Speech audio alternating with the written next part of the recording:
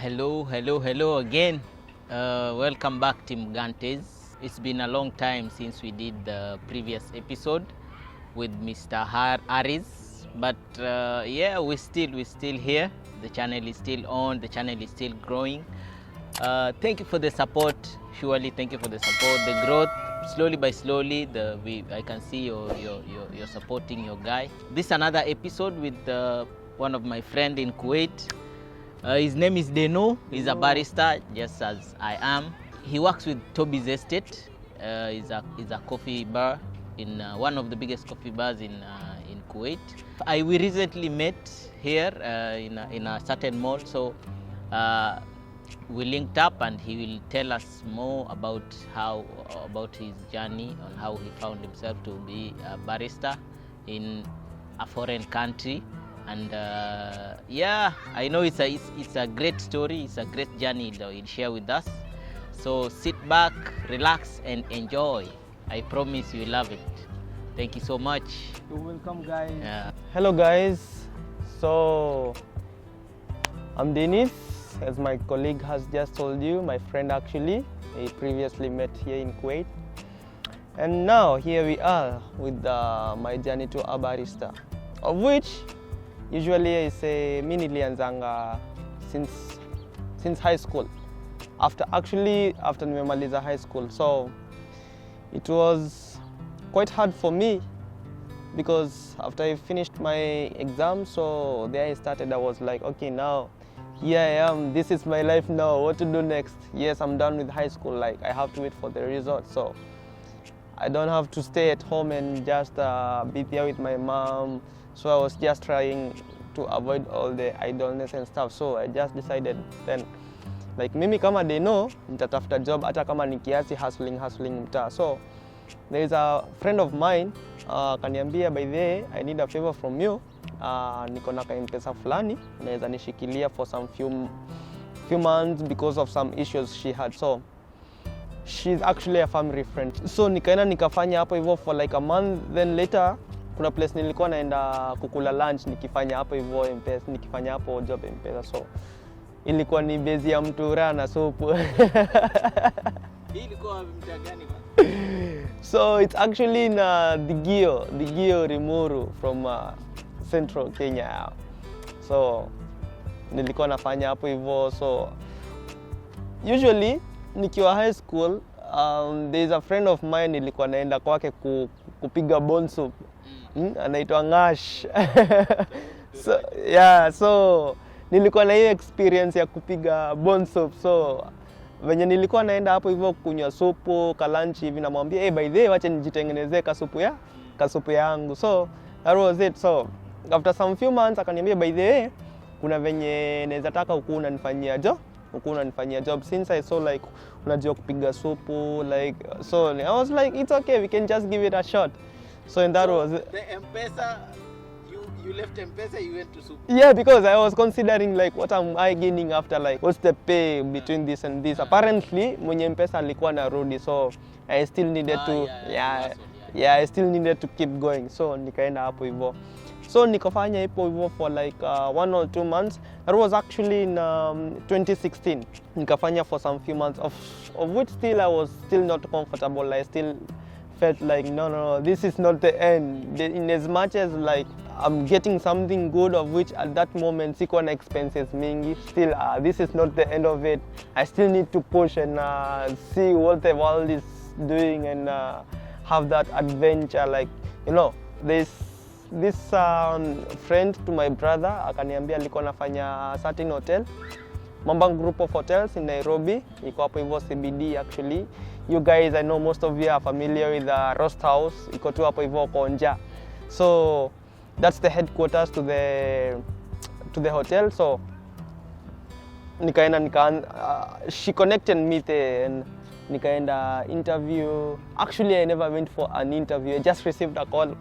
The HR akaniambia, by the way, you were recommended to me by a certain lady, you know her? Nikamwambia, yeah, she's my friend. So she told me, you're looking for a job. Nikamwambia, yeah, I'm looking for a job. Where are you exactly now? Nikamwambia, saizi niko Ushago, But coming to Nairobi, it will take me like I think 2 hours also. It told me, okay, just make sure you are here by 2 p.m. So I was like, okay, I'll try my level best. So no, nikaambia boss wangu cause nilipigiwa simu nikiwa job, nilikuwa napika mandazi kwanza. So nikamwambia, by the way, I need to go. Kaniuliza unaenda wapi? Nikamwambia nilikuwa nimekuambia nasaka job and nimepigiwa simu, so nafaa kwenda interview. So nilikuwa na mentality ya naenda kufanyishwa interview. So that was it. Venye nilienda nikampigia, venye nilifika town nikampigia simu nikamwambia, by the way, niko tao saizi place fulani, so where exactly do I find you? Akani direct, akaniambia, so nikaenda kwa ofisi yake tukaongea. Then that was it. I secured myself a job. So nikamwambia the following day ni report. So job yenye nilipata ilikuwa ni ya kuosha sufuria na vikombe. Sasa yeah, like in short I was a steward by then.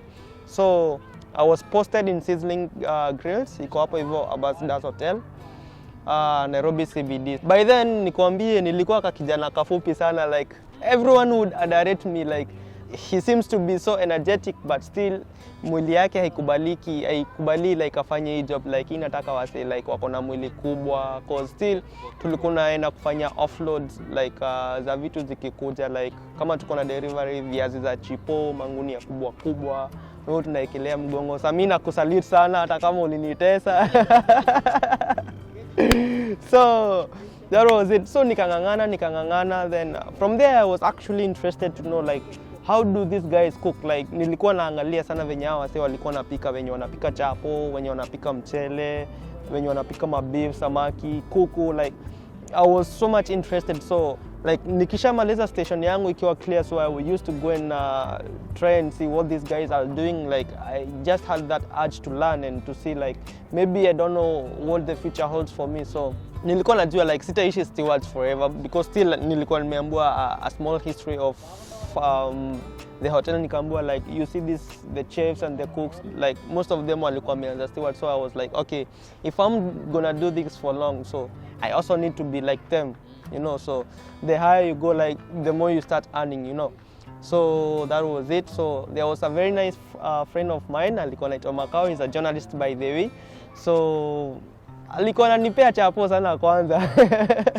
Chapati being my favorite meal. When still he was teaching me a lot, like a lot kukatakata kitunguu, like chopping the onions, the tomatoes, like doing the mise en place and all that. So later on, because of the extreme temperatures in the kitchen, like it was not so conducive to my body, so like body yangu ikareact, so nikakuwa like kind of dehydrated. So I saw it like it was okay for me to call it to give it a break. So nikaambia management like I need to do this and this and this, because I feel there's something that's happening in my body, of which it's because of the high temperatures in the kitchen. So this time nikapelekwa nikaambiwa okay, how to a job, we'll just change you the department. So nikapelekwa nikakuwa food controller. Like I was checking, because it was easy for me to do the job since nilikuwa nimefanya kitchen, nilikuwa naona how they're doing the plating of the food and stuff. Like I used to know like this food goes with this and this, the cutleries and all that, so the setup. So nilikuwa najua like before the food ifike kwa mgeni, I know what's supposed to be there. So it was easy for me to do the job, of which it was good still, cause nilipata like an increase in my salary. So it was an add to me. I was like, okay, that's good for me. It was kind of a promotion still. I actually didn't expect that. So I was like, okay. So I did that for a while. So then later, nika transfer you up because of some issues here and there. Something happened at work. So nikapelekwa accommodation department again. So there I worked for a while. Then I was like, no, this is coming too much. Like it's just too much for me. I don't want to do this. So nika text brothangu, nika text the lady who connected me to the company, and nikamwambia by the way, I'm calling it a quit. Like I need to do something else. So she was like, why? No, like I won't allow you leave. So she was still like holding on to me, because she knows me and she knows my background, and she was like still holding on to me. I was like, okay, I'll be here for you, but just be assured, like anytime I find something else to do, I actually won't even tell you when I'm leaving. So nilitoka tu Kimangoto nikaenda. So few weeks later I got a link from my brother. Respect to my brother, amenisaidia since then, like he's being my guy, yeah. So akanitumia link, akaniambia by the way, try to apply this job. Niliona pia mimi nimejaribu apply, just try your luck. So I just applied by the way, nilituma tu CV and that was it. Nikasahau. Like a month later I got an email. Nikaambiwa by the way, we received your email, your application letter. So we are having an interview. This was in CJ's. If you guys are aware of CJ's, it's a big company now from Uganda. So I went there, I did my interview. So nile okay, venye niliona hii kampuni, I was like, it's a big restaurant, of which it's kind of a 5 dining hotel or 5-star hotel. So I was like, okay. So actually I've never been into an interview. This is my first interview. I don't know what to expect. I don't know what to find. I don't know what I'll be asked. So I was niko naambia brother, my guy, you know what? Me na tends to ile like I feel I'm freaking out. So he told me no, just take it easy. Akaniambia the possible questions zenye nitaenda kuulizwa, unaona. So actually aliniandikia kwa kapepa. So I was like nikiwa kwa gari naenda nikizisoma yeah manze, jo nilikuwa nimefreak out bana. Venye nilienda huko I found like too many people. Msichana kuuliza like ulikuwa college wapi? Like I lied to most of them. Nikaambia nilikuwa kissed because like these guys, they have the papers, you know. They have the papers, like they are assured they are getting the job. For me, I don't have the papers, you see. So I'm like, I'm freaking out already, yeah. I'm like, it was my turn now. So nikaenda. When nilienda, I found like 4 mzungus there and 1 black lady. I was like, kwisha. Yeah, I'm done. So you need to be on the top of your game now. This is a life changer. If you miss this one, then you are done. So I was like, okay, I have to be myself. So here I am. The first thing nikakumbuka, like whenever you walk into an interview room, you don't sit down until you're being told. So I'm standing looking at them like, what's wrong, Dennis? Like, why are you shaking? Like, oh, no, that's me. Trust you me, I did the interview and I was among the qualified candidates. And before nitoke hapo nikaambiwa now, we've chosen you and we will take you to Kampala because we've seen that in as much as we've taken you, we offer some training to our staff, our own training. So we'll take you to Kampala, Uganda, where you'll be like 3 months training. Then you'll be back here to Kenya. Then because we have a new branch that's opening in Village Market, then I think all shall be good for you. And that's it. So I was very happy. Nikatoka kwa hiyo room nikiwa like. So in short, you are so lucky because they tell you the answer immediately. Nikitoka, yes. By the time I'm leaving the interview room, I was assured I have the job. I have the job. So I made sure I convinced them. I was like, yeah, I'm capable of this job, you see. So that was it. So I went and did the paperwork very fast. Like 1 week I was done and there we were. We went to Kampala. So tukaenda, so training nikaanza. So we were like, when tulienda training, I was like, very new to the menu that I found there. Like vitu venye nilikuwa naona, they were totally new. Nilikuwa na shanga like how do even people know all these things, you know? So yes, I was working in a hotel. I don't know if it's a hotel or a restaurant, but still these are very new things to me. Like oh, so okay.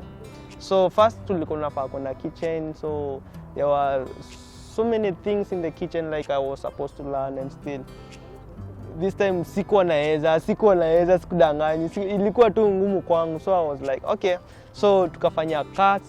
The first cut sikufanya fiti sana. The second one I was like okay, I'm improving. So I was like okay, I don't need the kitchen part of it. I need to be on the floor. By the way, I applied as a waiter, so I need to be on the floor and learn from experience, you know.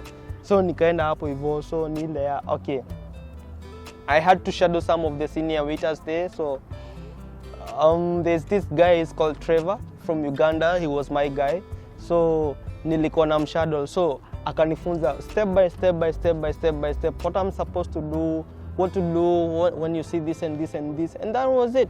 So that was even way much faster for me to learn as compared na venye nilikuwa nimeambiwa sijui Dennoh, we'll first take you to the kitchen, then you'll get familiarized with the menu and all that, you know.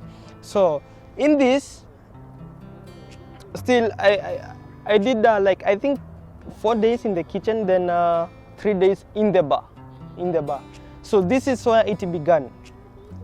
So when I'm in the bar, like I saw it was very interesting because it don't have so many complicated things. It's just like some simple ingredients, then you come up with something very nice, you know, something very refreshing, and that was it. So I was like, okay, this is fun. So there was this lady, she was called Sila. Tulikuwa nafanya na yeye village market. So nilikuwa naona every morning akiingia ndo anaanza kutengeneza mashini yake, anaanza kufanya malatte art. So I was like, okay, this is interesting, yeah. So I'm like, okay, all these things. So then in 2 days, I can assure you I was very much okay with all the beverages that we used to sell in CJ's. Like nilikuwa nazijua zote because nilikuwa naona tu zikiwa fun, unaona, because nikionja nasikia tu ni kitu tamu, like unasikia tu umechangamka, unaona. So that was it. So then ikafika ni time ya kuenda kwa machine. So naambiwa, so this is called a cappuccino, this is a latte. Basically a latte is this and this and this. A cappuccino is this. This is an espresso. You can taste an espresso. You can taste Americano. So I was like, okay, sounds interesting. And that was it. So at least I know what is coffee. So nilikuwa nadhania coffee is all about Nescafe and that's it. That was it. That was my first time actually to see a real coffee bean, you know. So that was it. So after we came back to Kenya, after 3 months, we opened a new branch in a village market. So still there's this guy, he's called Clarence, and there's na kuna beshte yangu mwingine. So tulikuwa tunafanya na wao job the same place. The thing was, walikuwa wananiambia Dennoh, sasa wewe shida yako inakuanga ni gani? Mbona ushinde ukisumbuana na magesti uko mbele badala ukuje tukule raha hapa hivi? Like hii job yetu ina stress, you know. Like walikuwa wanani insight tu, wananiambia Dennoh, acha ufala, lakini wewe kama uko mbele ni sawa, utatupea fare bada. Let's talk about this now, yeah. Let's talk about this. Like, how did you guys even find yourself as baristas? Like, what did you do? Is it like you went for school or what? Kutrain kama barista si expensive. 35k, I was like, hey Buddha. 35k, mimi natoa wapi 35k saa hizi? Nikasema it's okay. Lakini 35k saa hizi si issue kwangu. Like na save for like 1 or 2 weeks, then that's it. I went and discussed it with my lady. I was like, okay, you know what? I need to do a course. What course is this? And why are you doing the course? No, I'm like, no. I need to do this course. So before I did the course, Lawrence quit job. And the reason yenye alifanya quit job, alikuwa anakuja hapa hivi Kuwait. Okay, if kama anaenda majuu, it's still fine. Pia mimi I need to do something I like serious in mind, because also working abroad was my thing. I said I need to give it a shot now. Nataka kuona nifanye barista. At least nikuwe na some skills concerning coffee. Like, you know, well, like I like drinking coffee because mi kwa nyumba every morning lazima ningekunywa Nescafe. Nescafe hiyo ni kitu nilikuwa nimezoea. Kama sina kahawa kwa nyumba, like siwezi toka hiyo nyumba. Hata kama nitapata job huku, well and good. Like nikamwambia, you know, I don't have like the papers. They service stuff. So even if anything happens, like I have nothing else to hold apart from the experience. Okay, it's okay for me, it's good, it's an art for me, but still, I did some real papers, I need some certificates, you know. Actually, tulilipa na my lady, I paid half, she paid half. Niambia, just go and do it. I was like, okay, that's cool. So I went, and I did. All this time, nikienda shule still, I'm still coming to work. Naenda shule very early in the morning, natoka 12, nikitoka 12 by saa 9, niko shift, you know. So I went for 2 months.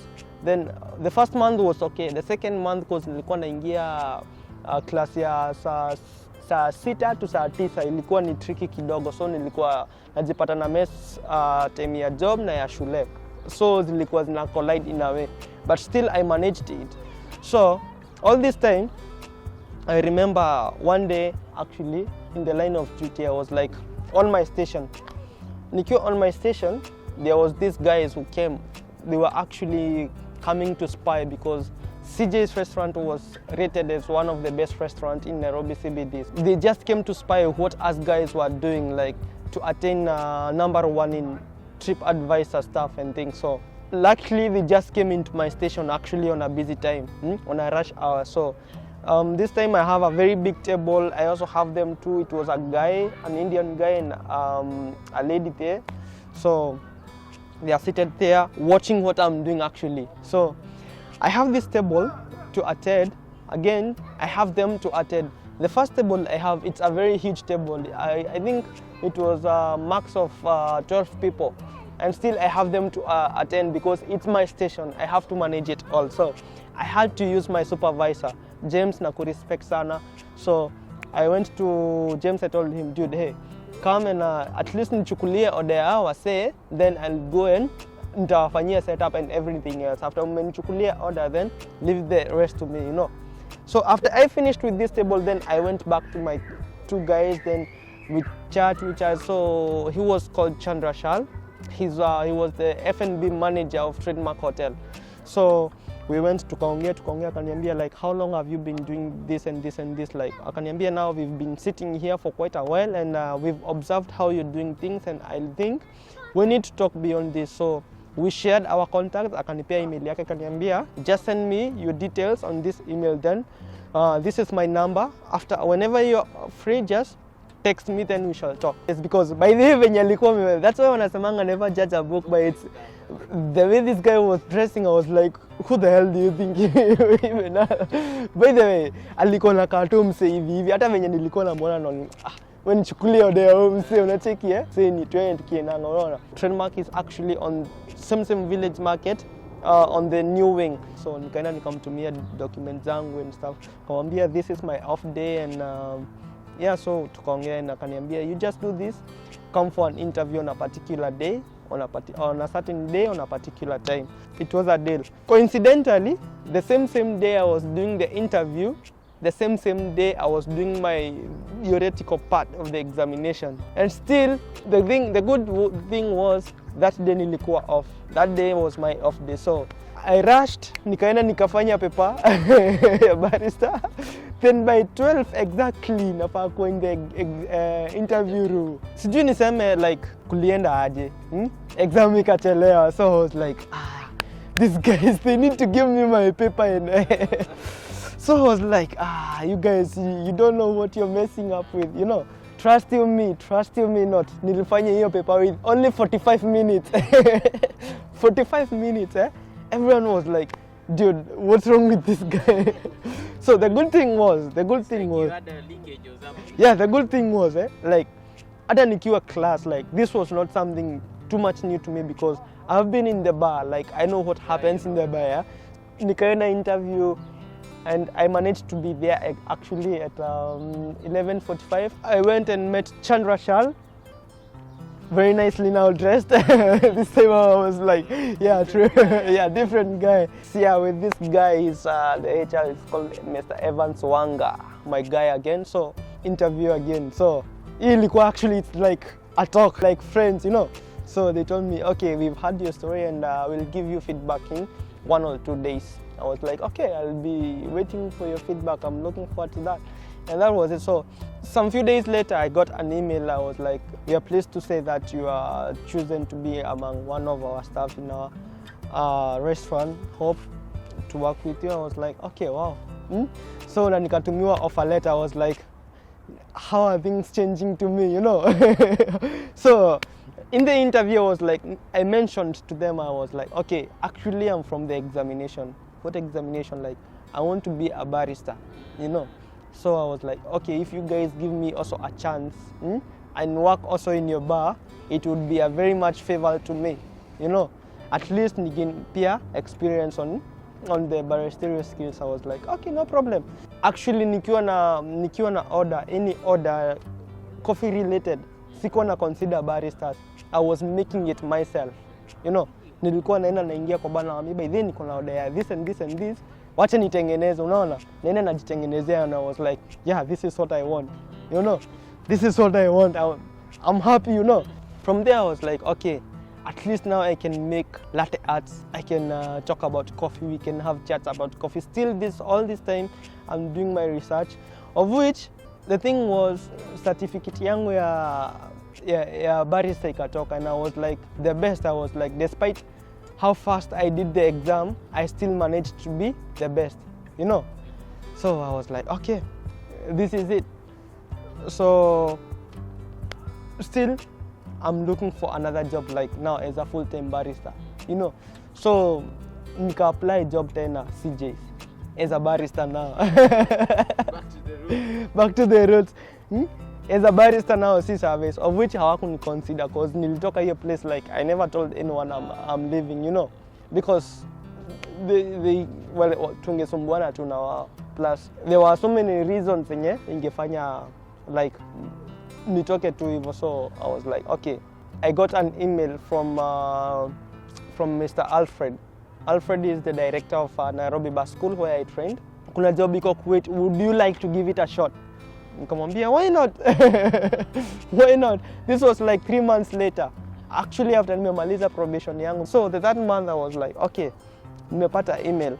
Akaniambia, okay, send me your details, your passport and all the things. Nikamwambia, then I sent the stuff.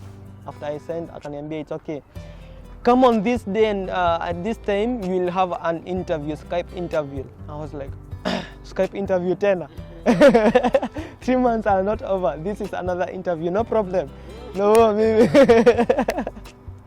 No, Mimi. So I went. Then I found my guy Gabu no akaniambia by the way inakuanga hivi na hivi na hivi na hivi. Then I had to do a recap. This is now an international interview. Yeah. In interview ingine international sasa. So I need to do a recap. So I had to attend one of his classes. Then I met my HR Marwazain, nikafanya interview yangu, and that was it. I was told 3 days I'll get my feedback. An offer letter is here again. I was like, killer place na blessings on blessing. I was like, oh my goodness, I'll be waiting for your visas to be processed, and as soon as they're processed, I'll send them to you guys. So you need to start doing your paperwork as early as now. You have only 3 months. I signed the contract, and after signing the contract, I drafted a resignation letter. Trademark was one of my best places I ever worked in. So I was like, no, still I have to go. Then if you have an adventurous spirit, you want to go I still need to go and see what other guys are doing over there. So maybe when I come back, then we can sort things out, you know. Of which they were like, okay, when you come back, don't worry, just give me a call and we shall consider things, you know. We did it. My colleagues also, they did it, and that was it. Pop to Kuwait. The moment I came here now, the whole thing now changed. Now I'm a full-time barista. In Tobis, we were given a shot of espresso of the house blend. I was like, this is a house blend. I was like, what's a blend actually? What's a blend? We met this guy, very furious guy, very smart guy, I would say. And again, very nice. The whole shift would be very fun. The whole shift would be very nice. And basically, I would say, it's been now 9 months since I came here to Kuwait, and I would say working here in Kuwait, it's just been the best. I can't complain. And working as a barista, by the way, I can tell you guys, it's one of the best experience. My guys, I can't lie to you. It's one of the best experience. Like, I've met with lots of people. I've made many friends. Like, it's a very friendly. It brings you closer every single day. Like, it's one of the rewarding and interesting course that I ever did. And basically that was my journey to being a barista. Nice to narrate to you guys about my story, and thank you so much for your time, and Don't forget to subscribe and share this video. Encourage your brother, the brother to encourage the brother. And thank you guys. Peace. My name again is Dennoh. Instagram unaweza nipata Dennoh Slick. And that's it, bro. See you next time.